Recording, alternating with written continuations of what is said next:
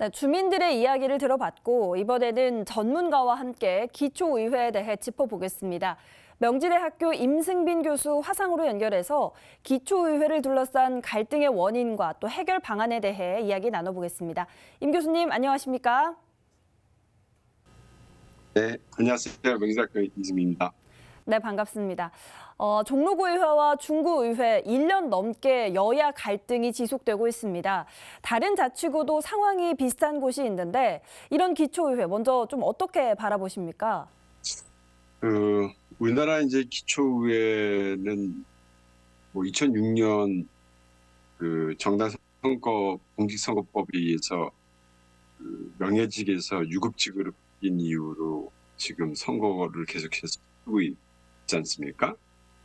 이 과정에서 좀 많은 문제들이 발생한 것 같아요. 결국은 뭐 이전에도 이제 정당 간의 내처이라고 형태로서 그 정당 간에 약간 다툼이 있었긴 했지만은 그 정당 공천이 된 이후로 이게 이런 현상이 조금은 굉장히 좀 어떻게 본다면은 전국 여러 기초자치단체에서 많이 발생하는 것 같아요. 근데 이제 핵심적으로 그 발생하는 그 근본적인 이유가 의장 선거를 둘러서 가장 큰 게 갈등이 발생하고 있고요.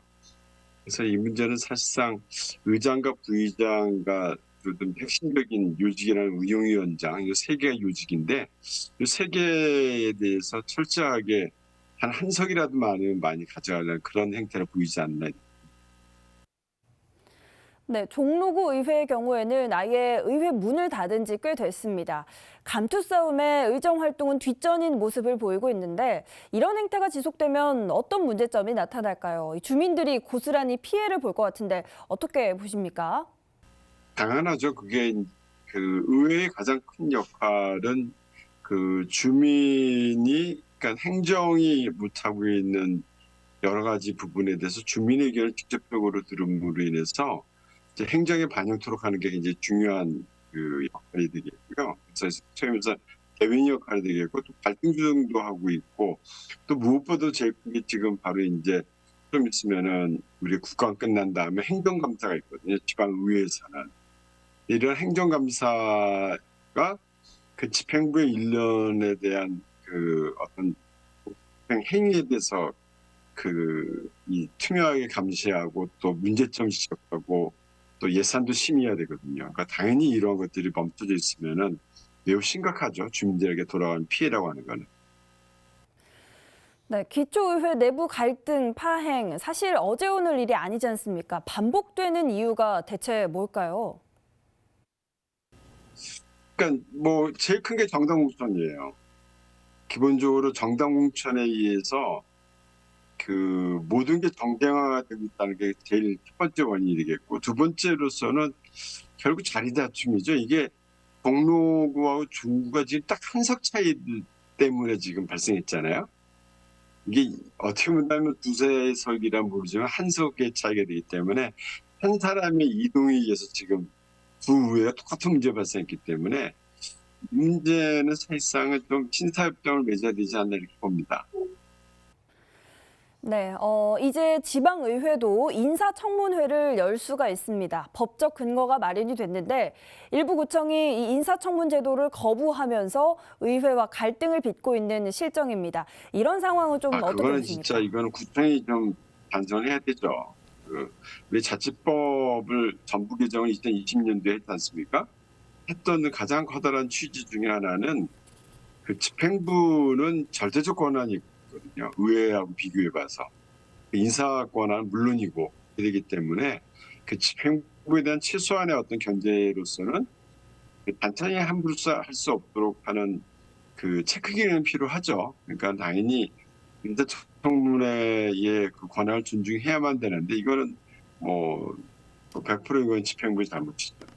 이거는 당연히 이행해야 된다고 봅니다. 네, 객관적인 입장에서 기초의회에서 일어나는 이런 갈등을 최소화할 수 있는 방법 무엇이 있을까요?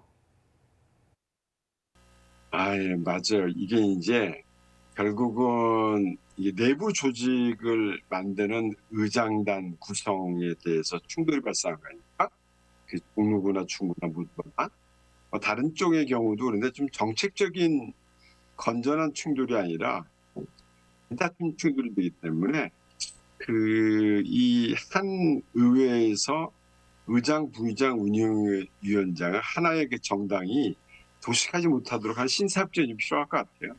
그다음에 같은 날에 선거를 치르지 않게 한다라든가. 근데 이런 것들을 법에다가 규정하기는 힘들거든요. 그러니까 내부의 의회 운영 규정을 만들어서 각 의회에서 좀 정신 차려서 이런 거를 미연에 방지해야 되지 않나 이렇게 봅니다. 네, 끝으로 교수님께서는 현재 우리나라 기초의회 어떤 방향으로 변화해야 한다고 보십니까? 기초의회의 중요성은 사실 지방자치의 중요성과 똑같거든요.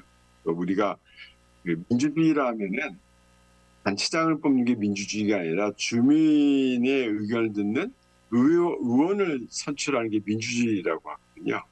그렇게 되기 때문에 기초의회는 아무리 문제가 있다 하더라도 뭐 기초를 없앤다든가 그런 거는 안 되는 거고요. 그래서 기본적으로 이 기초의회가 보다 더 책임의식이 좀 명확해야 될 것 같아요. 주민들에 대해서. 그다음에 이번 사태도 보면 뭐 하루아침에 탈당하고 다른 정당에 넘어간다라든가 그런 아주 어떻게 보면 진짜 일어나지 않아야 될 참 추체거든요. 좀 기초의원들이 좀 윤리의식과 책임의식과 직업의식도 충분히 갖춰야 되지 않나. 그래서 그런 것에 대해서 충분한 좀 의식 변화가 필요하지 않나 이렇게 봅니다. 네, 명지대학교 임승빈 교수와 기초의회에 대해 이야기 나눠봤습니다. 오늘 말씀 여기까지 듣겠습니다. 고맙습니다. 네, 감사합니다.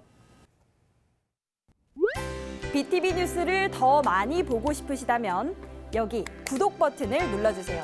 추천 영상도 누르면 바로 재생됩니다. 또 다양한 서울 소식을 보고 싶으시다면 휴대폰에서 가지 앱을 다운로드해보세요. 저희 BTV 뉴스를 시청해주셔서 감사합니다.